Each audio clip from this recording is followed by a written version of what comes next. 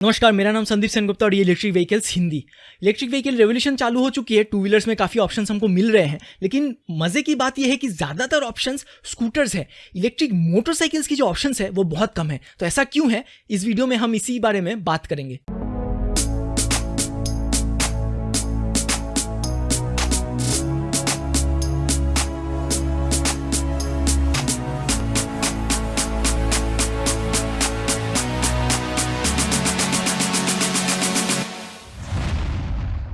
तो पहला बात तो ये है कि जितने भी टू व्हीलर मैन्युफैक्चरिंग कंपनीज है वो सभी स्टार्टअप्स हैं, और स्टार्टअप्स में जैसे ओला, एथर, इन लोग तो स्कूटर्स बना ही रहे हैं। जो पुराने प्लेयर्स है हीरो, ओकिनावा, वो भी अब तक इतने सालों से ऑपरेशन होने के बाद भी उन्होंने मोटरसाइकिल लॉन्च नहीं किए। हीरो ने अपनी एक मोटरसाइकिल प्रेजेंट तो की है काफ़ी सारे ऑटो एक्सपो में, हीरो AE47 मोटरसाइकिल का नाम, लेकिन उसको अभी तक कब लॉन्च करेंगे, इनफैक्ट प्रोडक्शन रेडी है भी या नहीं, कोई समाचार नहीं है कंपनी से। वो बस एक शो पीस की तरह दिखाया जाता है। उसके बाद अगर बात करें TVS और बजाज, इन लोग ट्रेडिशनली मोटरसाइकिल्स ही बनाते हैं। अगर आपने पेट्रोल में देखा तो इनके पोर्टफोलियो में ज़्यादातर मोटरसाइकिल्स ही है।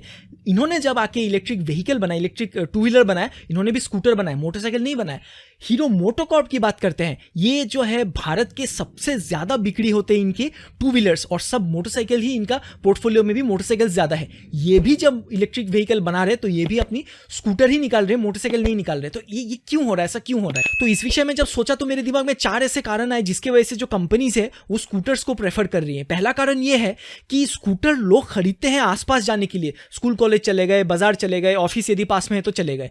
उस केस में क्या है, आपको ज़्यादा रेंज की ज़रूरत नहीं है। जहां आपको ज़्यादा रेंज की ज़रूरत ना पड़े तो कंपनी आपको एक छोटी बैटरी दे सकती है। छोटी बैटरी देने का अर्थ क्या है कि कीमत जो है, बैटरी में जो पैसे लगते हैं वो कम हो गई, व्हीकल की कीमत कम हो गई।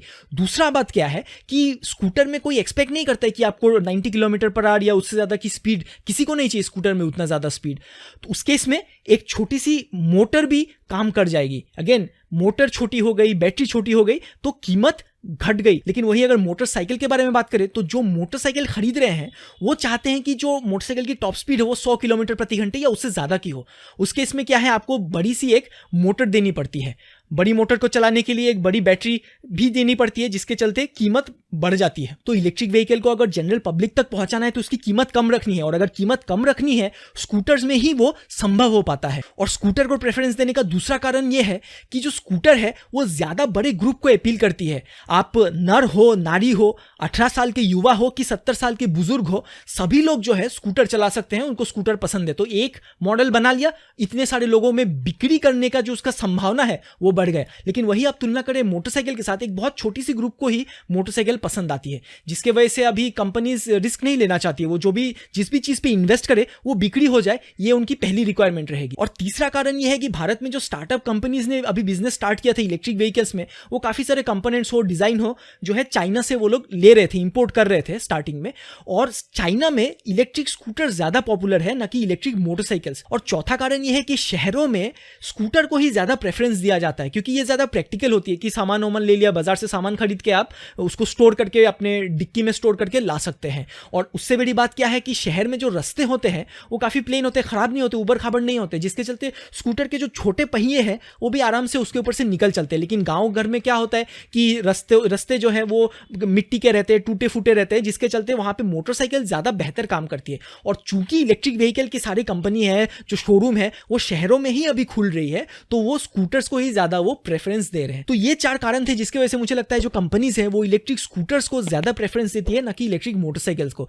क्या आप मेरे इन 4 पॉइंट से सहमत हैं? अगर हैं तो कमेंट सेक्शन में ज़रूर बताइए। और इसके अलावा आपके दिमाग में अगर कोई पॉइंट आता है तो उसको मेरे साथ ज़रूर शेयर कीजिए कमेंट सेक्शन में।